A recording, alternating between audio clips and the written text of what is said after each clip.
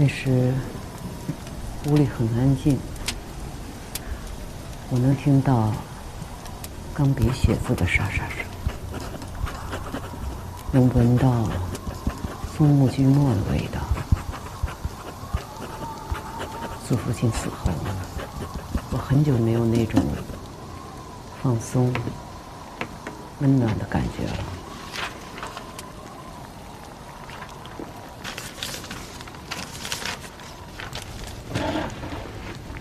你看看。好。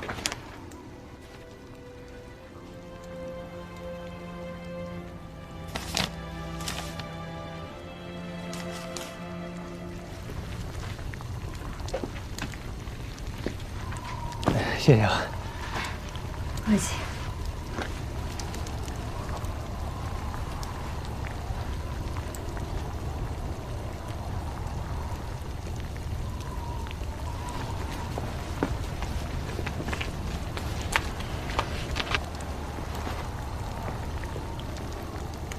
你这个脏衣服，我拿回去帮你洗了吧。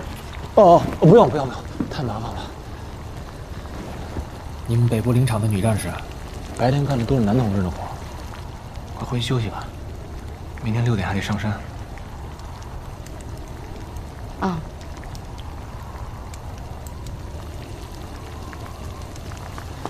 文姐，不是，小叶，我后天就回师部了，我一定会把你的情况向上级反映，也许会有帮助的。不用了，我觉得这里挺好的，很安静。你是不是在逃避什么呀？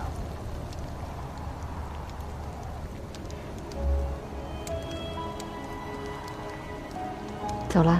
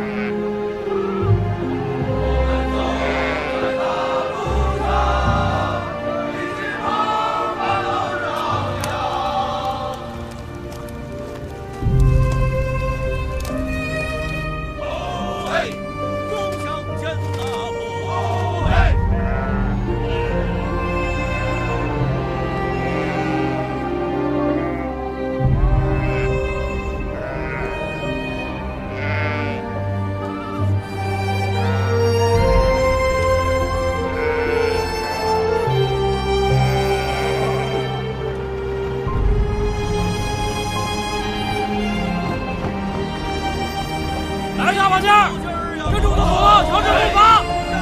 1、2、1，1、2、1。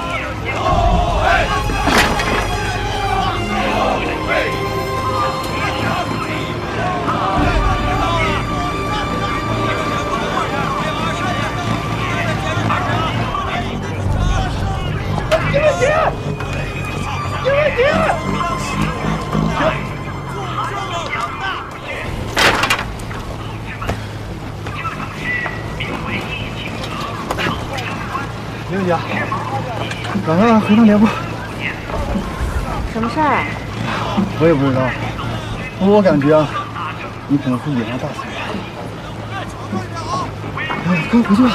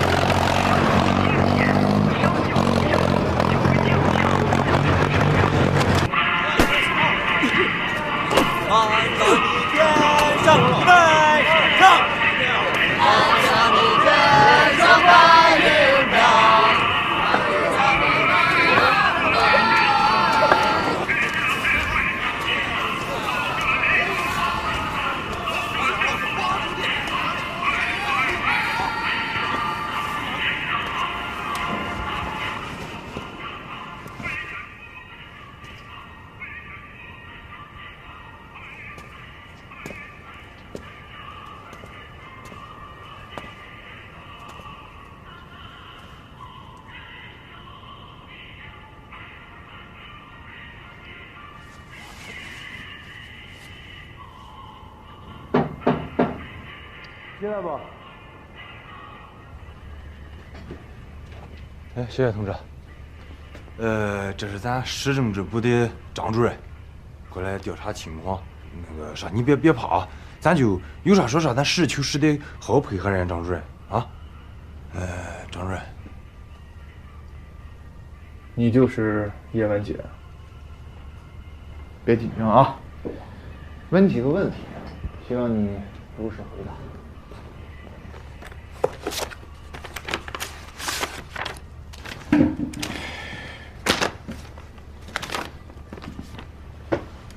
这信是不是你写的？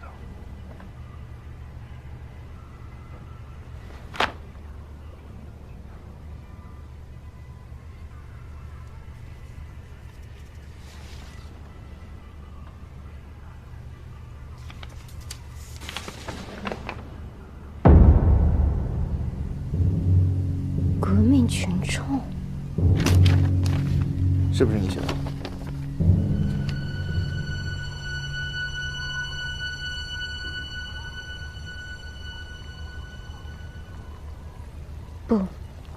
不是我写的。可经过比对，这就是你的笔迹。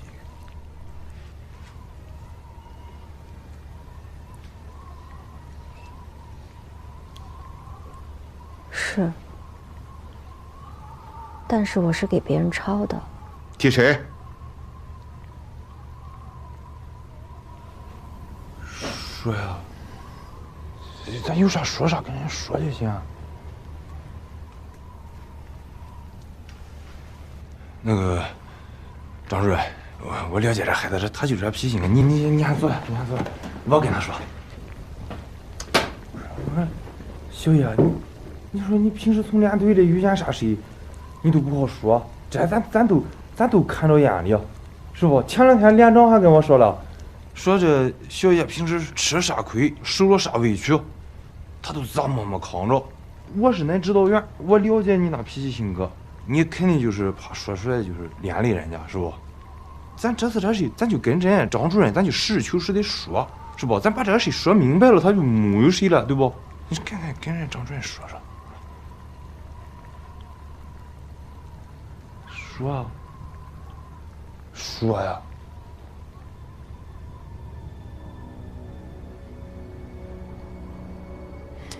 我叶文洁同志。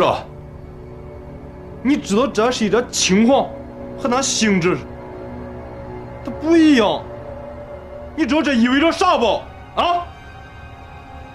哎呦，你快点说吧！啊？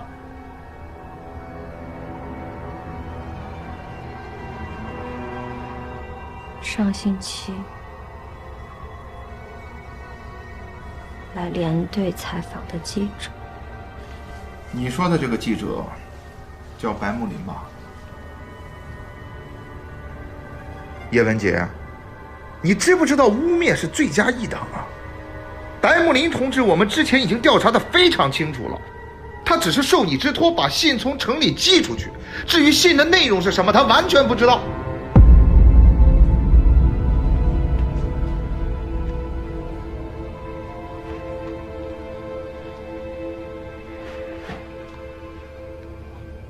他是这么说的？不见棺材不落泪啊！啊，出来吧！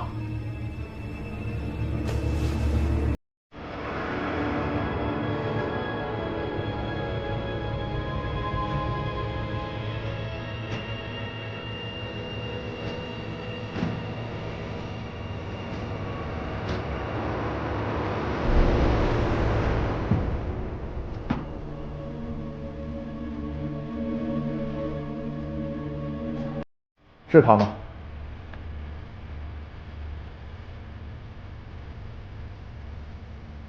是。我相信，你写这封信是受了这本书的启发，对吗？此书名叫《寂静的春天》，出版于1962年的西方。一经出版，在资本主义社会引起了轩然大波，而这一本就是它的中译版。这是有关部门做内参用作反面教材。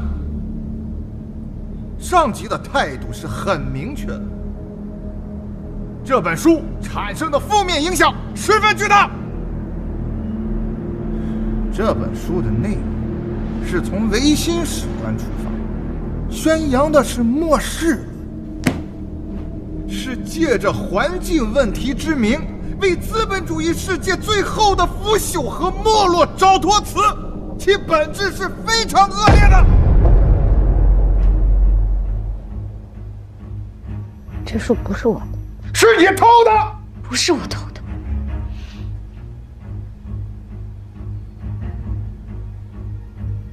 是白木林借给我的。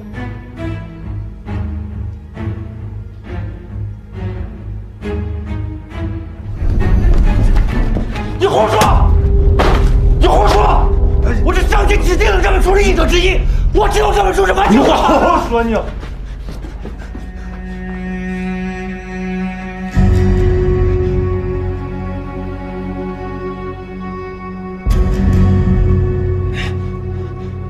我确实有责任，我理应妥善保管好它。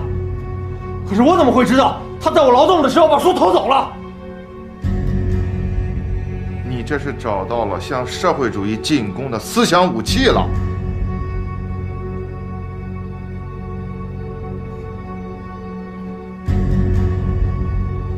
如果今天我不在场的话，他一定会把责任全都推到我身上。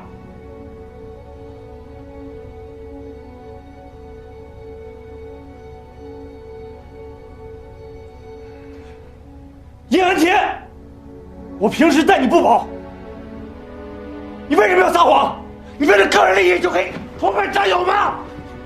好了，你也别太激动了，这个事情的真相我们心里大概是有数的。好，叶文洁，连里对你可是仁至义尽了。我知道，你出身和家庭背景都不好，可我们没把你当外人呢。针对你脱离群众、不积极要求进步的倾向，我和指导员多次找你谈过，想帮助你，可谁想到，你竟犯了如此严重的错误。我说我早就看着你有点抵触，没寻思着你这么根深蒂固，你这套你是。下午带回尸骨，认真查、仔细查，直到他认罪为止。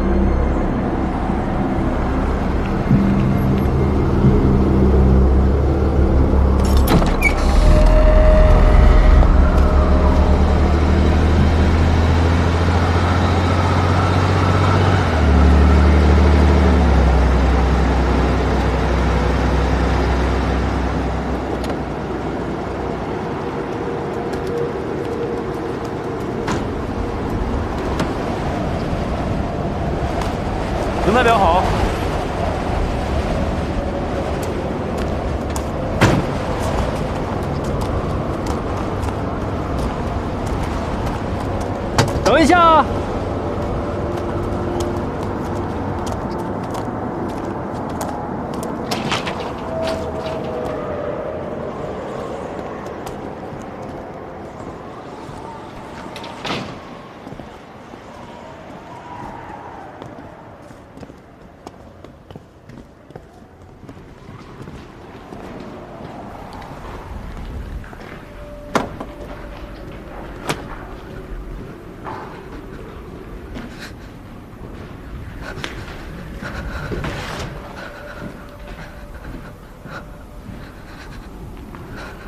这个屋子怎么那么冷？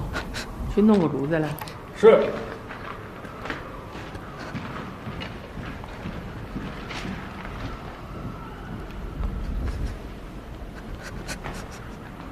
我是中级法院军管会的军代表，我叫陈丽华。你好。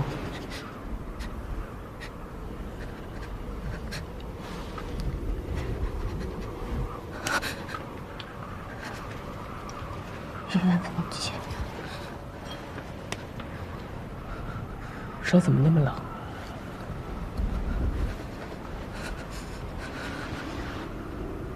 啊，那我们坐那边，好好聊聊。来，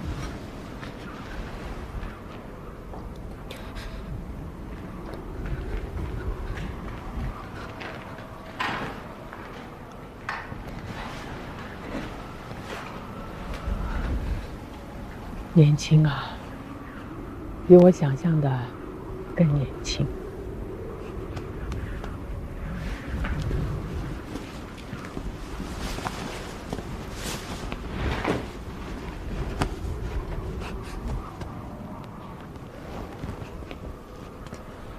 小叶，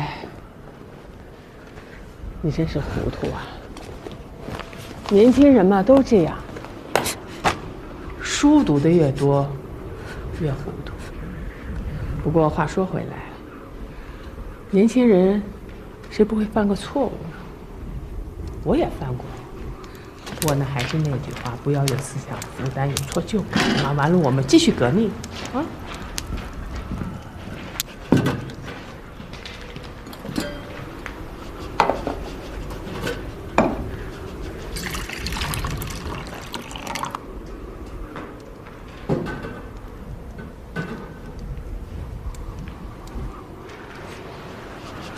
来，喝点热水，暖暖身子吧。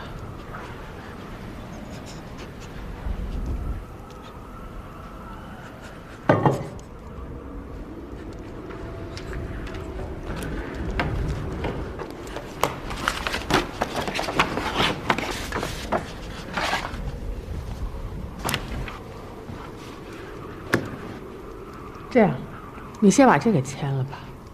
完了呢，我们好好谈谈，我来解开你的思想疙瘩。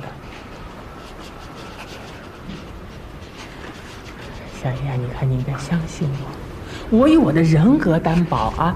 这份文件啊，你签了以后啊，就可以证明你的态度和立场。来，快签吧，好吗？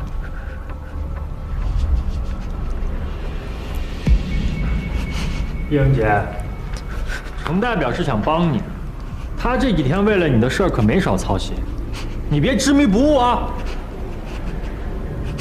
哎，你听见没有啊？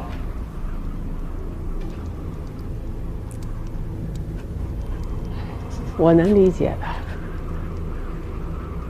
这孩子呀，被吓坏了。现在有些人的政策水平太低了。方法简单，作风粗暴，像什么样子呀？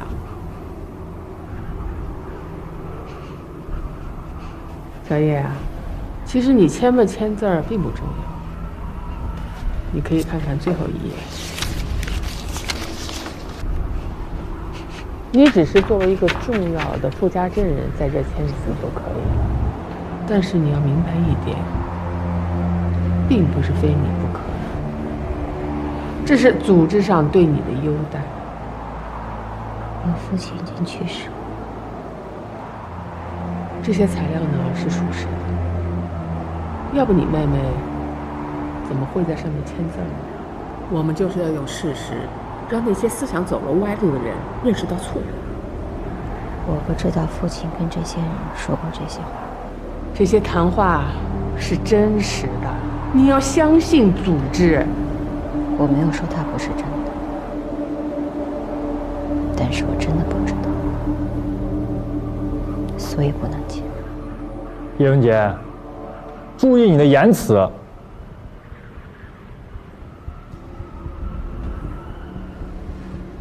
小叶，那我就给你交个底吧。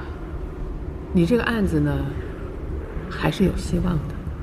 如果你认识到自己的问题，支持青年受反动书籍的蒙蔽，没什么大事，都不用走司法程序，进一个学习班，写几本检查，你就可以回林场了。但是如果你固执己见，就很有可能需要从严处理你的问题，就必须要好好接受教育。你这个案子呢，现在公检法系统很重视，我专门来一趟，也是想看看你的态度。这些话呢，希望能对你有帮助。程代表是真的为你好，你也看到了，已经有4个证人签字，你签不签，又有什么意义呢？叶文洁，别一时糊涂啊！小叶，我看着你这么一个有知识的青年被毁了，我心疼啊！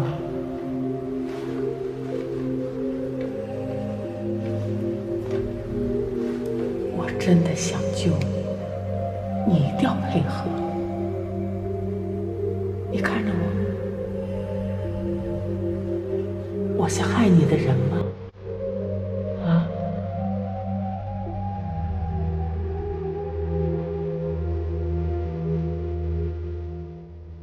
任何飞扬的思想都会怦然坠地，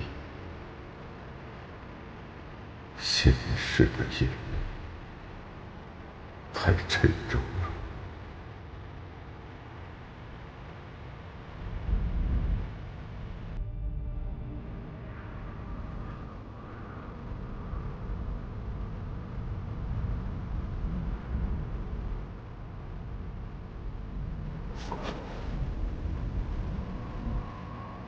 我不签。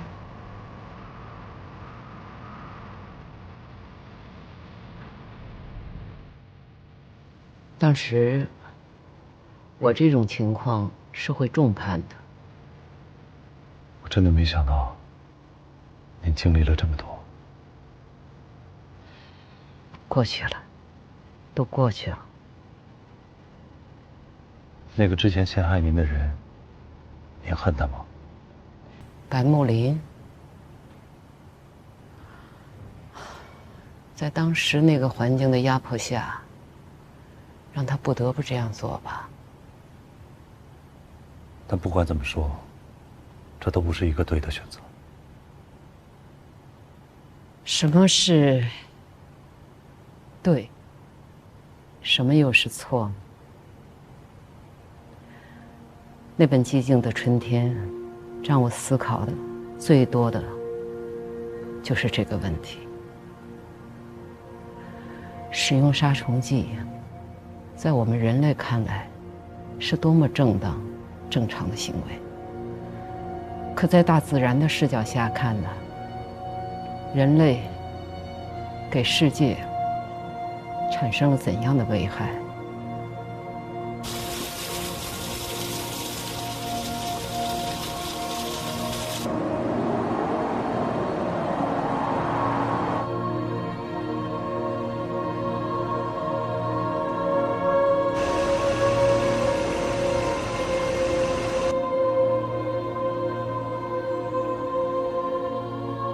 对和错，只不过是站在不同的视角观看罢了。其实我们最难做到的，就是跳出自己的立场，去看待问题。就算站在同一立场，也是一样。那件事情发生以后，我后来就离开了北部林场，到别处去了。在宇宙大尺度下来看，是非对错都有可能是别有定论的。小王，你到了我这个年纪，你会发现，当年以为天要塌下来的那些大事，其实没有什么的。我们以为已经走到了绝境，也许离转机就不远了。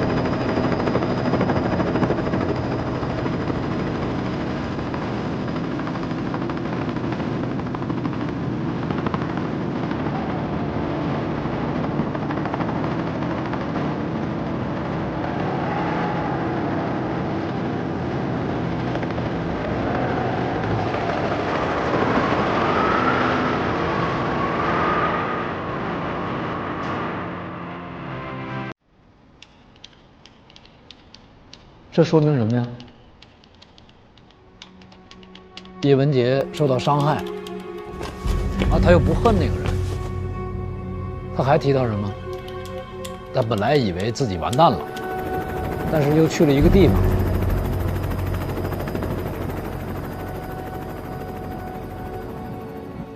什么地方啊？你问我干嘛呀？你去查呀？你看我干嘛呀？你们去查呀！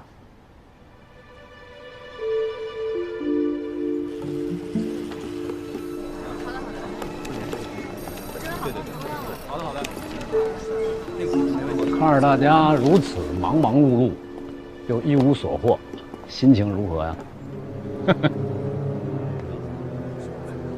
你要实在郁闷，哎，你也可以来一把那游戏。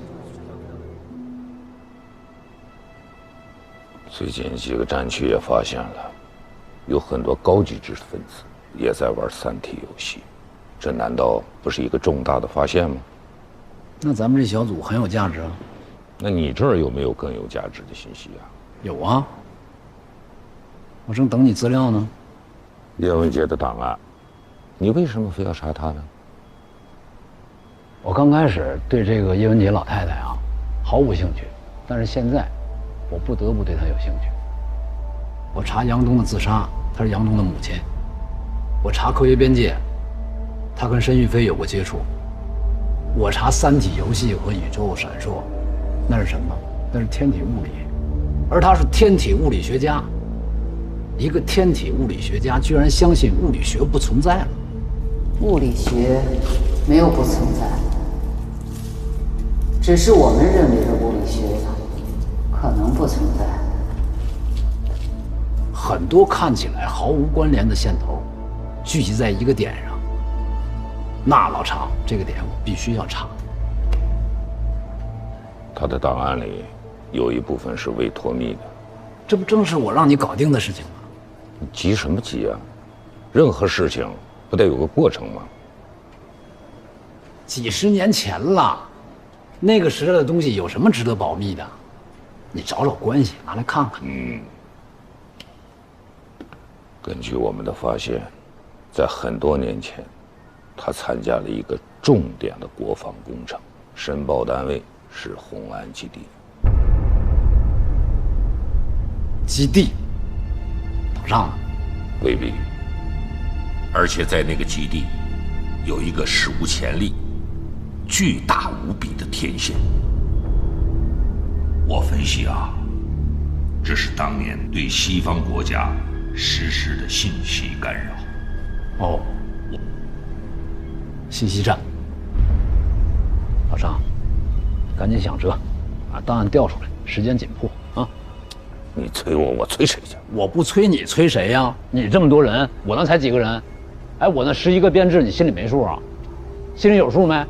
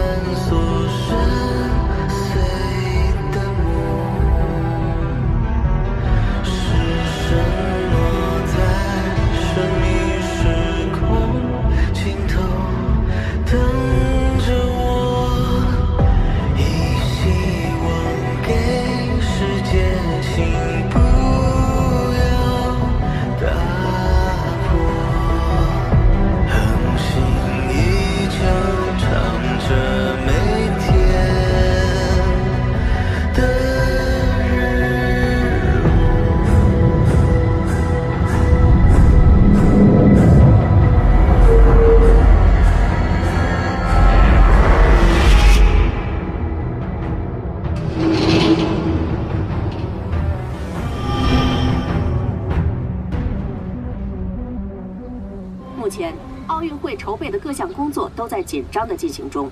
北京奥运会官方网站观众走，再多吃点，我要长到这里。我1.8米呀，那快追上爸爸了都。你要长到1.8米，你妈该着急了。走，下来，下来洗手吃饭。哎，走，吃饭了啊。洗手。预计将有700万人次的国内外观众前往。我想吃冰淇淋。不行。针对观众在奥运之旅不同阶段的信息需求，专栏设立了观众服务“您身边的笑脸”，哎，开启您的奥运之旅。认识境外奥运在家给豆子量身高呢。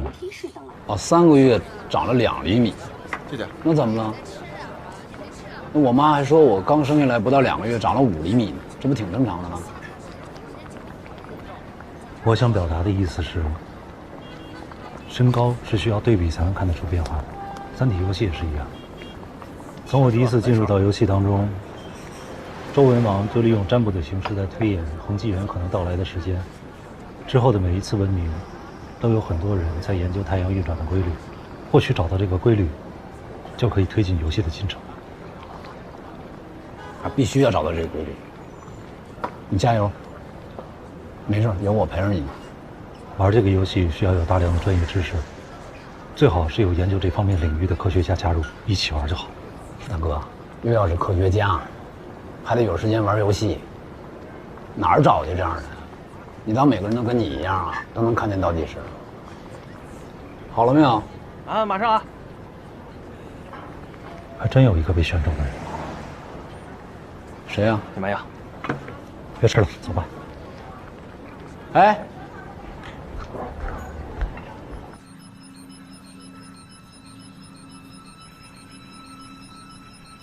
我已经习惯了，这些天，我一直活在闪烁之中。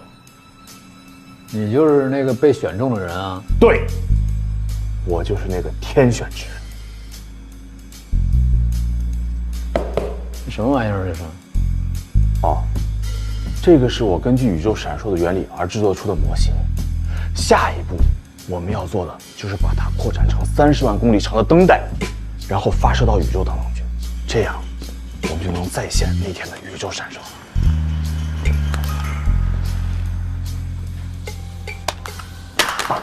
你谁啊？让你动了吗？我史强。史强谁啊？警察。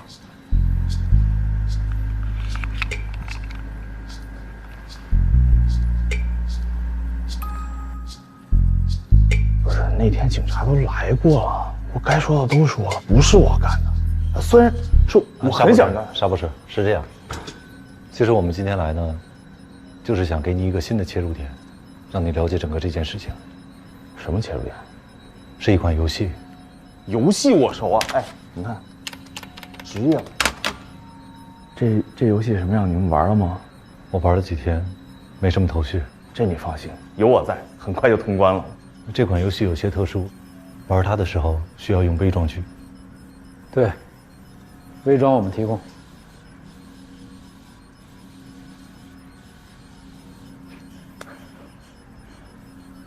那先来40套吧。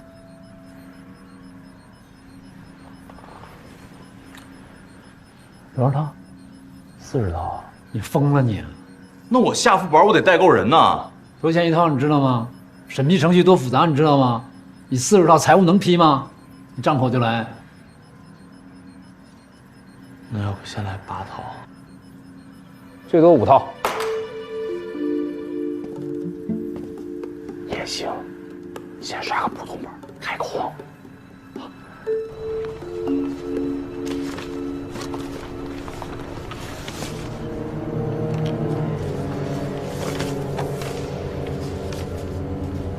有了这些线索，其他的我都能查得到，但有几个问题，我必须要问一下。没有必要的问题，我建议你不要问。你到底是怎么拿到这些资料的？我之前跟你说过，当许许多多像你和我这样的人联合在一起，很多事情，他们就掩盖不住了。你们到底要干什么？让更多的人知道真相。没有看到这些资料之前，我都不知道科技对环境的危害这么大。你就不担心大众看到了报道之后会对科技产生抵触吗？人们抵触的是科技带来的危害，并不是科技本身。我们只是展现了事实，并没有强迫任何人去选择和判断。你们到底是谁？当你把你们换成我们的时候，就不会问这个问题了。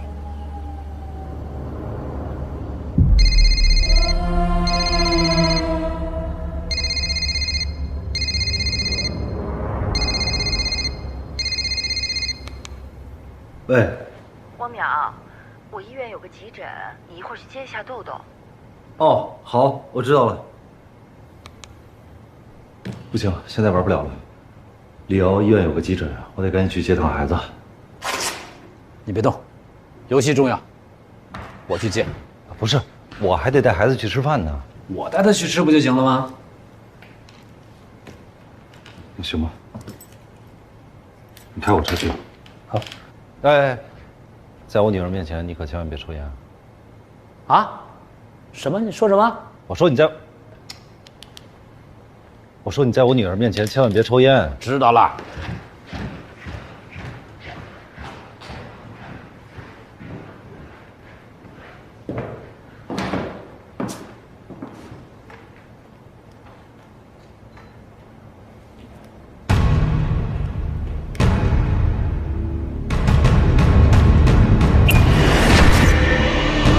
海人，欢迎你回到三体。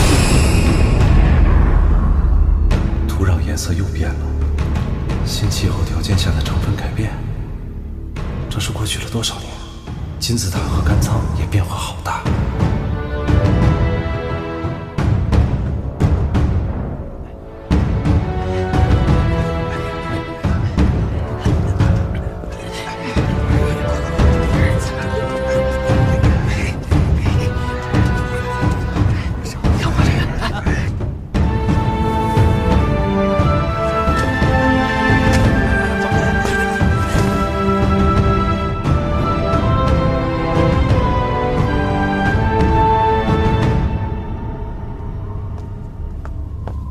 海人，你认识我？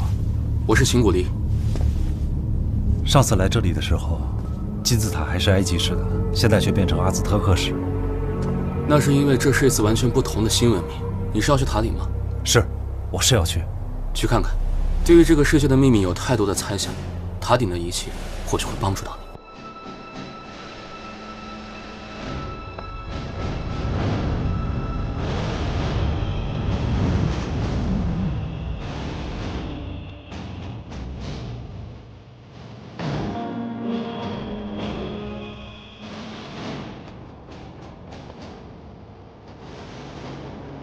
这里有这么多的望远镜，看起来就像一个观测台。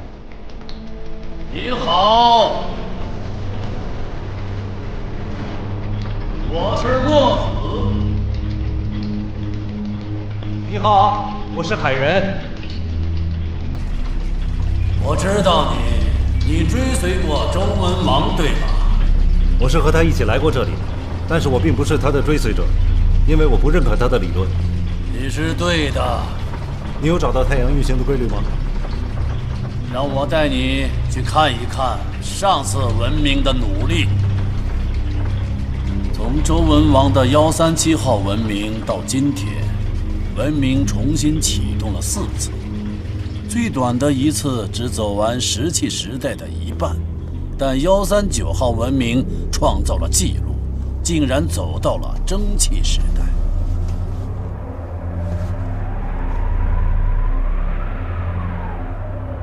那个是什么？那是孔子。孔子。果然，在这个里面，时空还有人民都是错乱的，不过就是个代表而已。他认为一切合乎理，宇宙万物都不例外，于是他就制造出一道宇宙的礼法系统。结果可想而知。是的，他计算出太阳该巡礼之时，就预测了一次长达5年的恒纪元。你还真别说，他这次居然持续了1个月之久。结果突然有一天，太阳就再没有出来过了。不，太阳升起来了，升到了正空，但突然熄灭了。什么？熄灭？是的，开始是慢慢暗下去，小下去，然后突然熄灭了。夜幕降临，那个冷啊！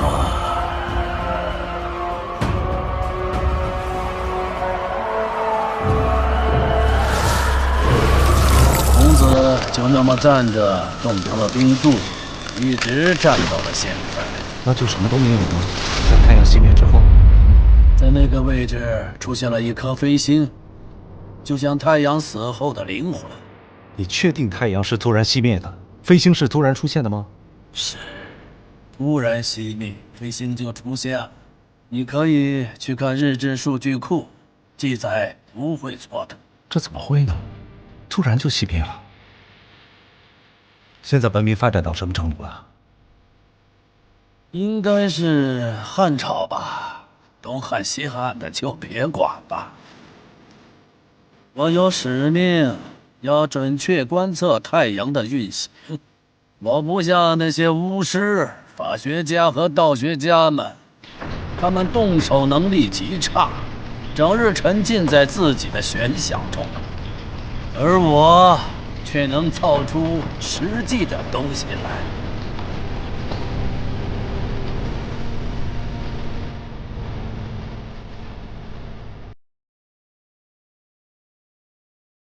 回去建议跟着孩子养成整理错题的好习惯啊。好，再见。哎，拜拜拜拜。不拜。啊，谢谢了。我是你爸爸的朋友啊，你就叫我史强叔叔。爸爸没有抽烟的朋友。我爸爸妈妈呢？你妈妈加班，你爸爸很忙。跟我走吧啊，我带你吃好吃的。就是平时你爸你妈不让你吃的，我带你去。OK。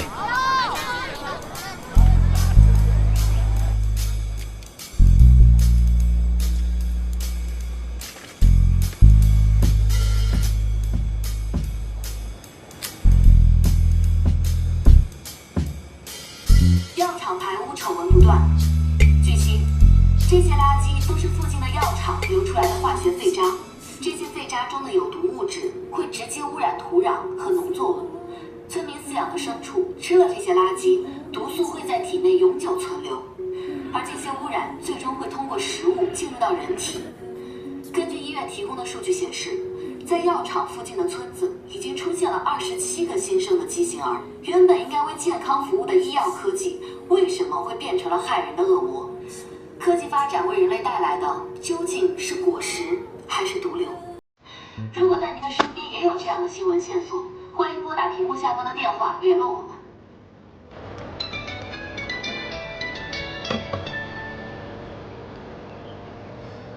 喂，您好，请问您是有什么新闻线索要提供吗？喂，我找木星。您好，请问是有什么关于环境污染方面的消息要跟我们分享吗？我找木星大记者。您好，请问您是有什么问题吗？你才有问题呢，好好说话，我找你。我。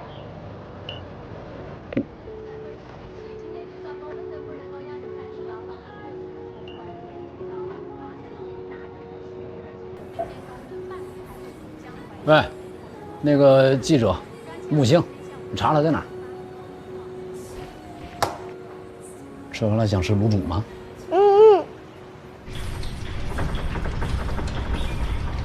这个就是你说的实际的东西吗？是的，我也有理论，但不是玄学，都是经过大量的观测总结出来的。首先，你知道什么是宇宙吗？是什么？宇宙是漂浮于火海中的一个大空心球，球的表面有很多的小洞和大洞，火海的光芒从这洞中透进来，小的是星星，大的是太阳。我们看到的斗转星移、日升日落，都是这个大球在转动。如果说所有的球洞全都是在同一个球面上的话，那你又怎么解释恒星和群星之间的相对运动呢？很对，所以呢，我推出了经过修正的模型。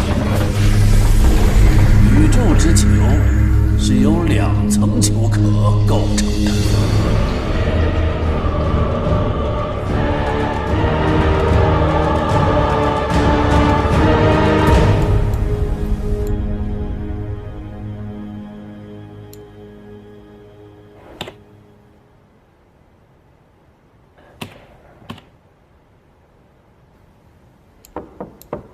进来。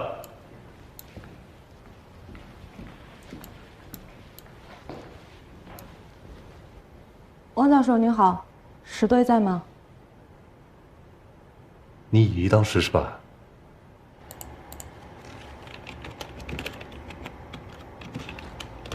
我以为你和石队都在游戏里，所以来找他汇报工作，没想到被汪教授征用了。我刚才确实是在游戏里边，但是有些事情我还没有想清楚，所以就暂时退出来了。墨子给我讲了他的巨大仪器的理论结构，我就想在电脑里面做出这样一个简单的模型，方便让我自己理解。可惜我能力有限，还好你来了。这个就是模型了，就像墨子说的，天空是内层壳，上面有大量小洞。接下来我们再做一个外层球壳，上面有一个大洞，然后加上光。对，是这个样子。光透过这个洞进行反射还有散射，就能够把整个的夹层全都照亮，然后这些光再穿过这些小洞，那就是我们晚上所看到的星星。这个理论听上去很棒，但是太阳呢？在游戏里边我也问墨子了，墨子说太阳就是外层壳上的大洞投射到内层壳的巨大光斑，这个巨大光斑非常的亮，所以它就像穿透鸡蛋壳一样，可以穿透整个内层，也就形成了我们所看到的太阳。在它周围有很强的反射光，可以让整个内层都变亮，这就是我们看到白天的情况。这个假设非常大胆，不过似乎应该有一种力量驱动这2层球壳不规则转动，才符合三体世界的情况。墨子说了，这是宇宙之外一个火海。这不合理吧？在这个双壳模型中，太阳既然是外部壳投射的巨大光斑，那它的大小和亮度应该是恒定的。我问这个问题的时候，墨子鄙视了我。啊？他说我把这个模型想得太简单了。随着外界火海力量不断的变化，外层壳大小也会收缩或者膨胀，这就是我们为什么看到太阳会有大小还有光度的区别。这样解释也是合理。汪教授，您还有什么疑问吗？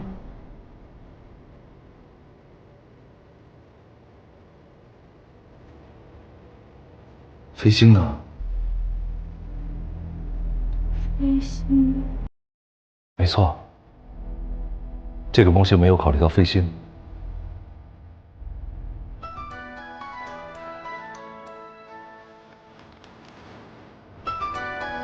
不好意思。喂。喂。不要说废话。虽然说这个游戏跟其他游戏不太一样，但是这难不倒我。我已经发现这个游戏里面最大的不同是太阳。不过这一句两句说不清楚，徐警官，能麻烦你再来一趟吗？行。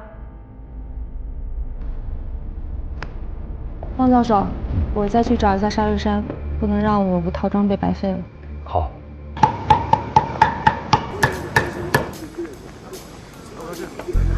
怎么样，卤煮好吃吗？好吃。史队呢？哦，帮我带孩子呢。还想干嘛？跟叔叔说，让叔叔带你去滑冰去。妈妈说滑冰危险，我这个年龄还不能玩。汪教授，您心真大。啊？滑冰有什么危险的呀？你这个年龄，你多大了？再说有叔叔在就不危险。你可太酷了。酷吗？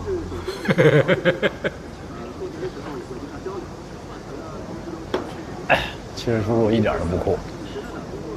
我儿子小时候啊，总想去玩，我不让。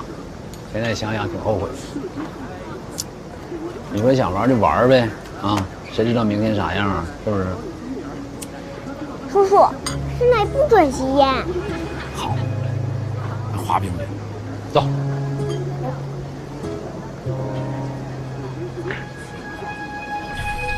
你怎么总是提飞仙？它们都是一些不重要的东西，是宇宙球内乱飞的灰尘。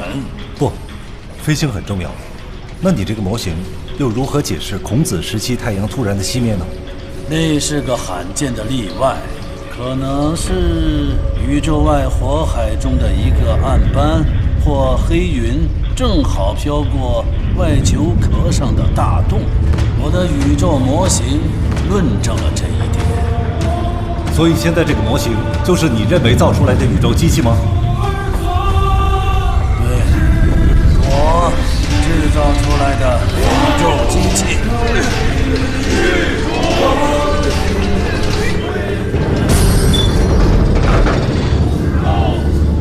这光源可是用从几十万只萤火虫中提炼出来的荧光材料制成的，发出的是冷光，让记录员可以在里边长期待下去。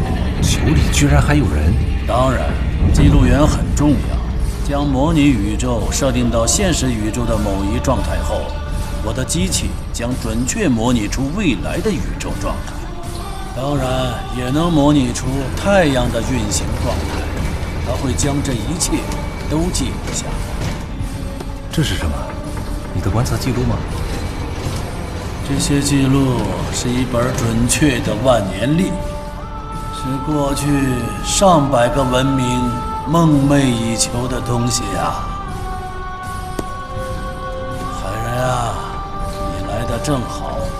模拟宇宙刚刚显示，一个长达4年的恒纪元即将开始。汉武帝已经根据我的预测发布了禁炮诏书，让我们等着看看吧。你可以调出游戏的界面，将时光流逝的速度调得快些。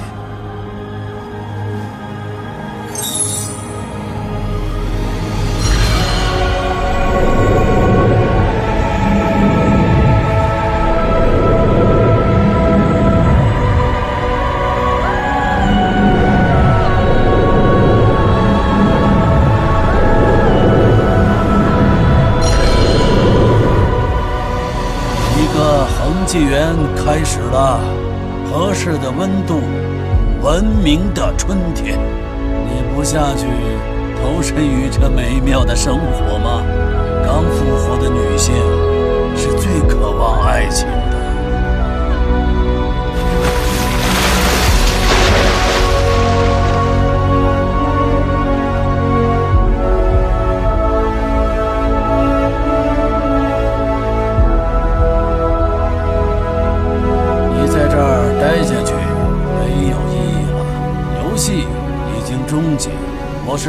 后的圣者。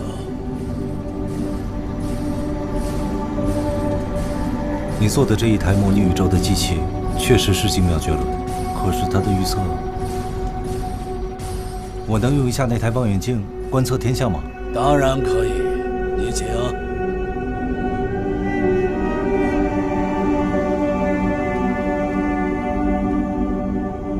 慢着，你要看太阳，得用这个烟熏的滤片。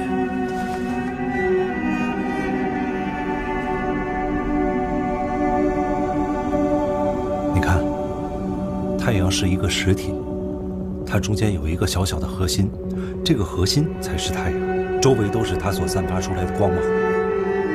这也许只是视觉的误差吧。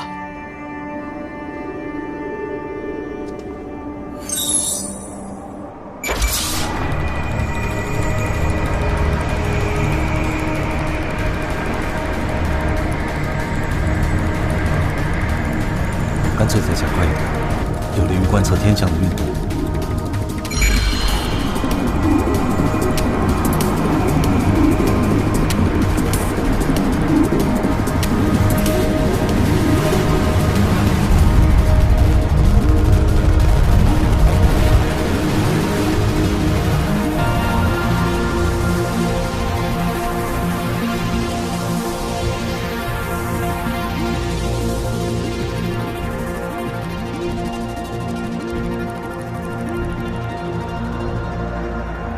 看起来，太阳可能不会再出来了，和137号文明的结局一样。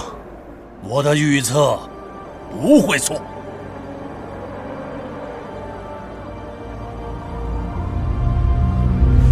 看，金色大地，这不是地平线，这是太阳。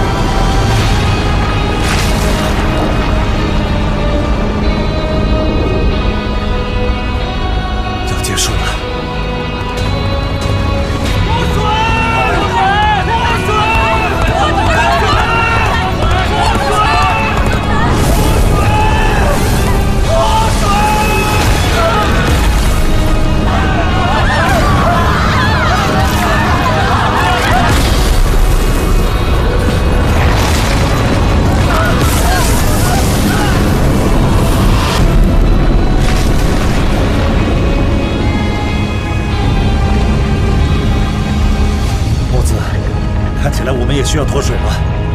不会，不需要。程序员将继续。宇宙是台机器，我造出了这台机器。母子。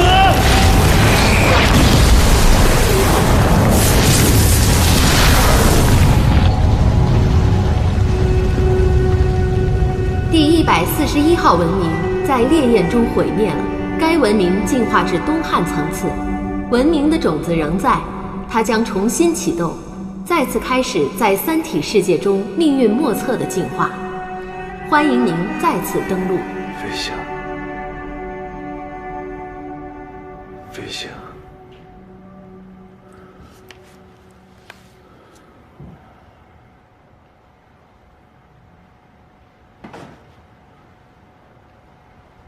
豆豆，谁让你吃冰淇淋了？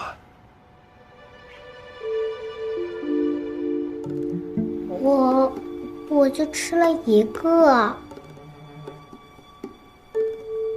世强啊，你带我女儿吃冰激凌是吧？没抽烟。晚上你们吃什么？牛排。卤煮牛排是吧？我没抽烟。叔叔还带我滑旱冰了。反正没抽烟。行。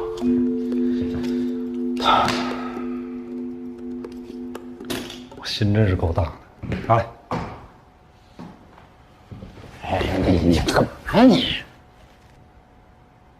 这钥匙给我。进游戏有什么新发现吗？晚点再说，先送孩子回家。你总得有点什么收获吧？有，你容我想想。豆豆，走了。那个飞星是什么呀？刚才你手都给冰这么凉了啊！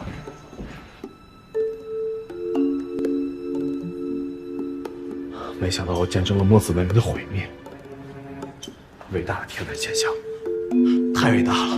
这个游戏太伟大了。怎么伟大了？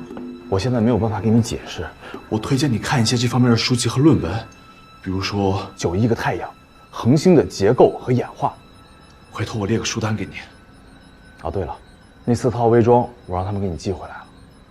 你早说玩的是这样的游戏，我就不找他们来了。那帮人见怪就打，怎么能玩得了这么高级的游戏？幸亏我没有早点进游戏，如果早进去，没准被你的队友打死了。来吧，说正事儿啊。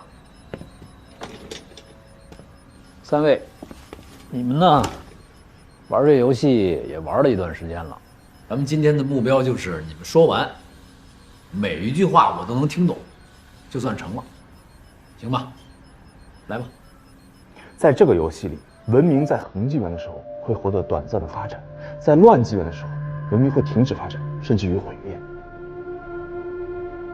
所以说，这个游戏的任务就是找出恒纪元出现的规律。能明白？就好像春夏秋冬一样，我们的古人为了农业生产，必须总结出4季变化的规律。比如说古代时候的历法、节气，都是为了把这些规律总结出来，好让人们能够在春天播种、秋天收获，储存粮食，然后过冬。也能明白。但是游戏世界里的太阳并不像4季变化那么容易掌握，恒纪元和烂纪元的规律非常混乱，就像地震一样，我们的科技发展到今天都没有办法预测。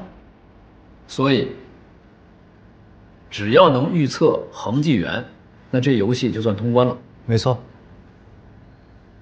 那预测呀？所有3体游戏中的人都在预测恒纪元。周文王用占卜的方式来预测恒纪元，139号文明的人为了预测恒纪元，穿越整个的世界去观测太阳。孔子利用宇宙礼法去预测，墨子利用自己建起来的宇宙巨大模型来预测恒纪元。他们所有的人都渴望得到一本准确的万年历。明白？他们很努力，但是并没有成功。那为什么呢？因为3体的世界和我们的世界不同。哪儿不同呢？太阳。知己。这次的太阳怎么了？太阳突然出现在面前，巨大无比。不明白。这么说，就像在我们现在的世界里面，黎明的时候，太阳刚刚升起来，但就在1秒钟，就1秒钟之后，太阳突然就跳到了正午的位置。而且墨子说了，在孔子那个时期，太阳熄灭就是突然之间发生的。他还是没明白。你来看，假如说这个是孔子时代的太阳，突然之间它就熄灭了。太阳有开关，那不可能啊！但是太阳会移动啊，它可以用非常快的速度远离或者靠近我们，因为速度太快了，所以看上去就好像开灯还有关灯一样。明白了。孔子的关灯，那就相当于太阳飞速远离；墨子的开灯，那就是太阳迅速靠近，对吧？没错。而且墨子还透露了一个非常重要的信息，就是在孔子时期，太阳突然熄灭之后，天空中出现了一颗飞星。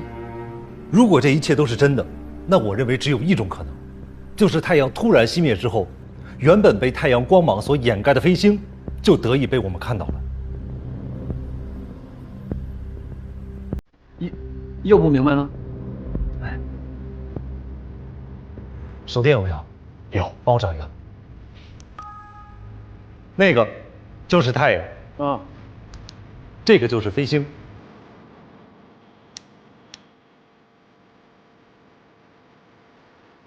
看不到，是因为太阳的光太强了，所以掩盖了飞星的光芒。但是当太阳熄灭之后，看，飞星出现了。这两者之间一定有什么联系，只不过我现在还没有想明白，还需要进一步的观测才能够了解。太阳的速度会这么快吗？不可能啊！在三体的世界，可能。明白了。哎，你别说，你把这个关了还有点不适应，你打开。